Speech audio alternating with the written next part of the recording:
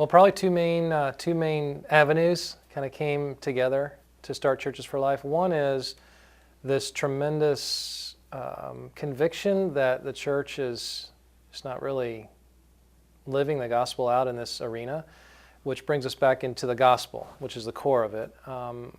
Understanding what the gospel is as a message of rescue, it makes you think about, okay, how do we live this out? What does it look like to live as rescued rescuers? That's a phrase we use a lot at Churches for Life. So when I thought about the church being involved, I knew it wasn't going to be fired by anger and politics and harsh confrontation, but the church should be all about the gospel.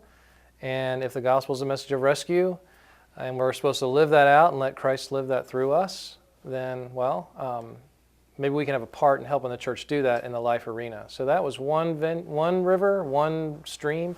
The other stream that came in was my personal involvement, just in the whole idea of life, death. When I was in seminary, I had a roommate who would go to the clinic on Saturday morning at 5 a.m. and pray, which I thought was insane, crazy, for a lot of reasons. 5 a.m. on Saturday morning is crazy. To go to the clinic and pray is crazy, at least I thought. So I finally, after weeks of discussing this with him, I went down with him. He invited me, and I went down. I was terrified. And when I actually went down to the clinic to pray with him, two big things hit me. One was, where is everybody? There were 3 or 4 or 5 people on the sidewalk that day. And the second thing, which was probably more impactful, was the reality of what was happening at that place, the abortion clinic. You hear a lot of rhetoric and glamorized story and all that kind of thing. But when you're right there, it's like visiting Africa and actually seeing the AIDS orphans versus hearing about them, hearing other people talk about them. So that had a deep impact on me. So the combination of those two things, my personal experience and just my understanding of what the gospel means and the church's role in believing it and living it out.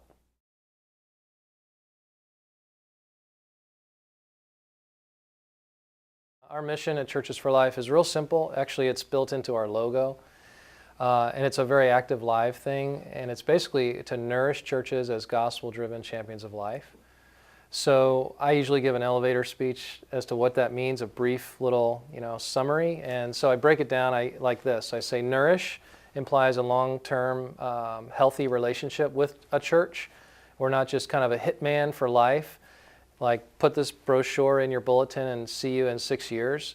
We want an ongoing relationship that actually nourishes the church. So we focus on churches.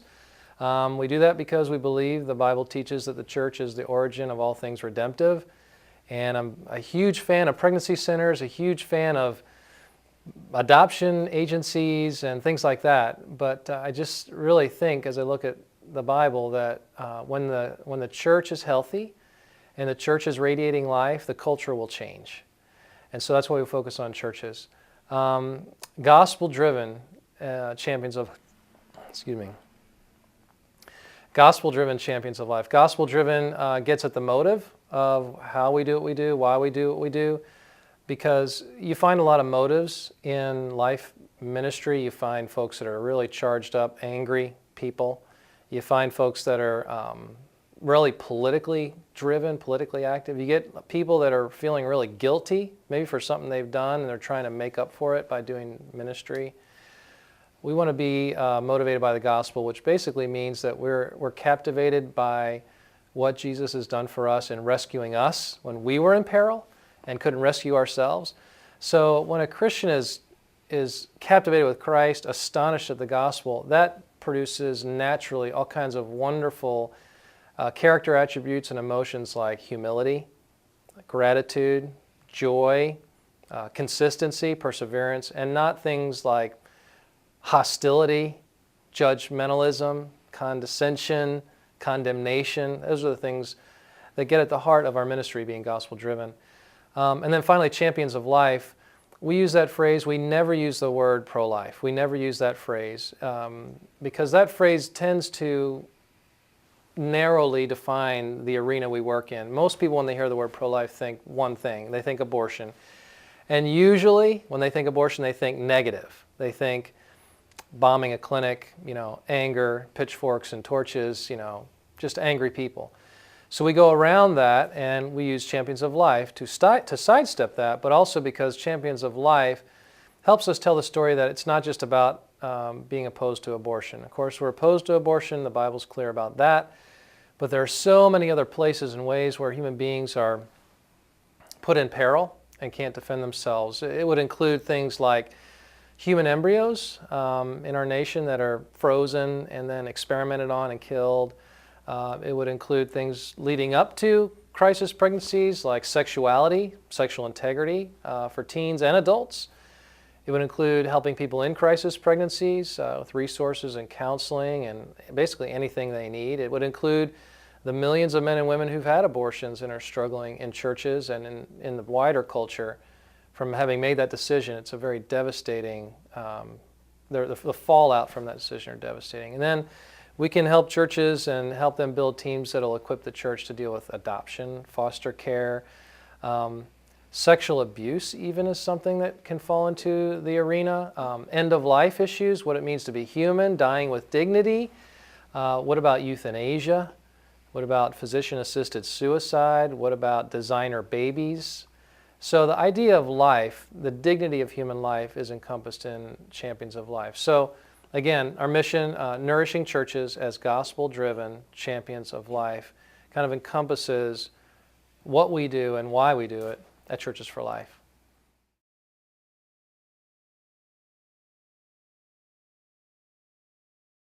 First of all, our connection with Lutherans for Life, like how we resonate with them, I think there's a lot of common ground. We believe the same gospel. We love the same Lord. He is astonishing to both of us. And we also both have to ask this question, if this gospel is true, what does it mean to live it out? So we're kind of coming from the same starting point. And I know a lot of people at Lutherans for Life, and they're just fantastic gospel-driven people, and so are we. So really, anywhere the gospel is believed and thought about and kind of asked, questions are asked, how do we live it out? We'll find resonance with anybody who believes that gospel, who's thinking about it. So that's kind of the core of how we overlap. Lutherans for Life goes at things a little differently than we do. At Churches for Life, we focus primarily on building these teams, these life teams. We're kind of a ministry equipper. We help people figure out how to actually do ministry. Lutherans for Life has historically done some of that, but where I think they've emphasized in the past has been on producing materials, whether it's brochures or curriculum or videos or booklets or whatever it is, and they produce great stuff. And those materials would be used by a life team that's been equipped, which is then why I think we're trying to partner together, because we specialize in equipping people on how to do ministry, and they, at least historically, have specialized in this idea of what kind of equipment do we give people who are already doing ministry. Not exclusively. And so it's a match. It's a great match, because we can help them build up these teams, and then as those teams are built up and encouraged, they'll have just plenty of amazing resources through Lutherans for Life to use in ministry. So that's kind of the interplay as I understand it. You asked me, how did I meet? Yeah, how did the connection form? I was just curious. Yeah. I think it was probably, I met Lutherans, well, let's put it this way. Probably my first exposure to Lutherans for Life was when I was praying on the sidewalk out in front of a clinic. And I met some people there, and this is years and years ago. One of the people who really stood out to me was Renee Gibbs. And she's involved deeply with Lutherans for Life. So just over the years, we've kept in touch with her and her husband, Dr. Jeff Gibbs. And, you know, one of our core values in our ministry is ministry flows from relationships or relationally driven. So I love working with people, almost exclusively only work with people I know well, and I know Renee and Jeff real well. So again, over the years, we've just, we've talked, we've continued to do some different ministry things together. And then in January of 2008, we launched Churches for Life. And they were some of the first people I called to kind of talk that through a little bit and start to dream about what might this look like, who is Lutherans for Life, what do they do, how do they do what they do. Renee actually organized a meeting at Concordia Seminary here in St. Louis between herself, myself, and Dr. Lamb. And so we just sat down and they explained to me how LFL is structured and how they work, and the kind of the brain cells were firing at that point, and we're thinking, I wonder how we could help each other. Could we help each other? And over the next couple of years, things continue to develop to where we are now. So that's how it worked. It was relational from the beginning, and it remains that way. So.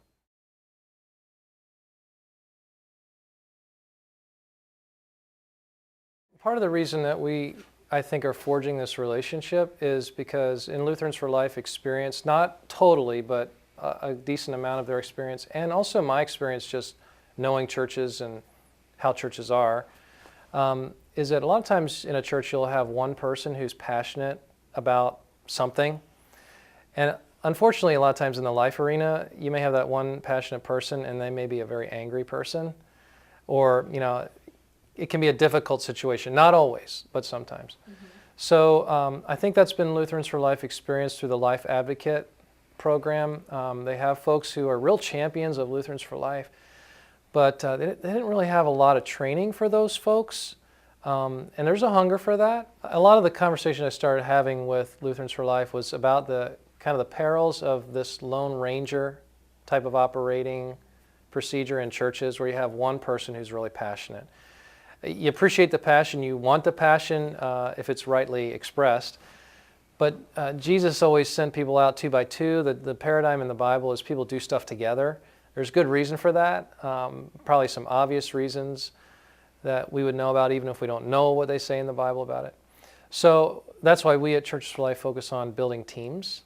So, and we're experts at building teams. So when we thought about, okay, when we wanted to forge a partnership, what can Churches for Life bring to the Lutherans for Life existing paradigm? Well, one of the things is not to do away with it entirely, but to strengthen it, make it more resilient, make it more robust, make it more comprehensive by growing it from a one person carrying that flag in the church to a team of well-trained, trustworthy, credible, consistent people on a team.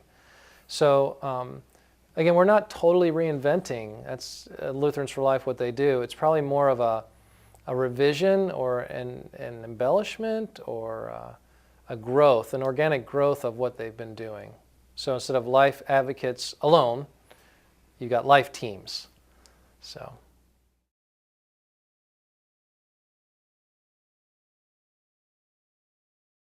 I've been mentoring, I personally been mentoring churches in this area at least since the early part of the new millennium, 2000, 2001. We've done workshops, stuff like that. But when we launched in 2008, it got a lot more purposeful. So we're starting our fourth year, 2011, we're in our fourth year of ministry. We're still very young. We look at Lutherans for Life as a real mature ministry. We've already learned a lot from them, especially Dr. Lamb. But we're young, but God's given us a lot of traction in churches. We work with a variety of denominations. We're not focused in on Lutherans or Presbyterian Church in America or anybody. Really, if a church believes the gospel and preaches the gospel, we'll work with them. So as a result, we work with a variety of denominations, and there are about 20, 23 life teams in St. Louis now, St. Louis, St. Charles area. Then there are other people across the country who found us on the internet and kind of we're coaching them remotely. There are other things that are starting to squeak outside of St. Louis into Illinois and other places where they want to have us out, bring us out for a week or a weekend to do training. So we're happy to just go at God's pace. The vision, the mission is the on-the-ground statement, nourish churches as gospel-driven champions of life. Our vision is a life-affirming world resulting from a life-affirming church. So it could be global. It's up to God, but it could be global. But I think right now it's very healthy that we've had these 3+ years to get our legs under us, to really refine a lot of our paradigms, to learn from our mistakes, to actually be working with a lot of different teams to see more about how they work, what they need, what they don't need, when they need it, all that stuff. So I'm feeling really good about how we do what we do and what we do with churches and teams at this point. And we can offer that to Lutherans for Life.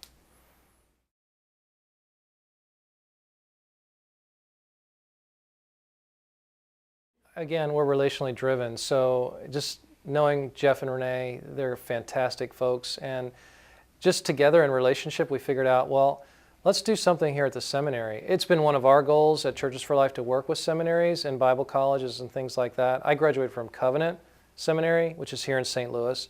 I'd love to start a team there. But I know Jeff and Renee better than even I know some of my own professors at Covenant. So there's a saying in the church world is that as the seminary goes, so goes the denomination.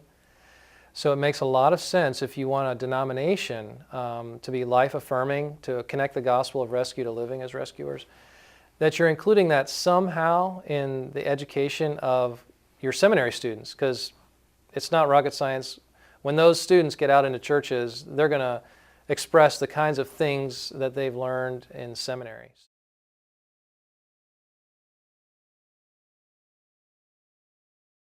We kind of hang a life team, the idea of a life team, on a couple of really solid pegs. And we kind of say, if you can visualize this, think about how beautiful this picture is. Imagine in your church a group of people that are gospel motivated. All right? They're not anger motivated. They're not politically motivated. They're gospel motivated. Imagine that. Imagine it's a group of people, not just one person. So a group of gospel motivated people that are trustworthy. Imagine this group not being afraid of them, not being, ducking into a closet or an office when they approach you down the church hallway wanting to make an announcement at church, but you actually want to give this team the microphone. You want to hear from them as a pastor, as a church, because you trust them. You know they care and they're gospel motivated. You want a team, imagine a team that's comprehensively focused, not just a single issue team. Not just every time they talk, it's anti-abortion or opposed to abortion. Sure, they'll talk about that from time to time, but they'll talk about other things. So imagine, again, a trustworthy team, a unified team. They're working together. They're credible and trained and certified. This is not just a bunch of people that come together and just declare themselves a team. At Churches for Life, we have training and certification. There's actually tests. So that helps credibility and trustworthiness. So when I paint that picture for pastors and churches, when I help people understand kind of the broad picture, the landscape of what a life team is, it's attractive. It's beautiful, really. I mean, pastors fall out of their chairs thinking, wow, it would be great to have a team of unified, trustworthy, gospel-driven, consistent, life-affirming people that can help equip me and our church to be gospel-driven champions of life. And that's what a life team is. So that kind of distinguishes what we're doing from really anything else I've ever seen in any church, Lutheran or not, in the life arena.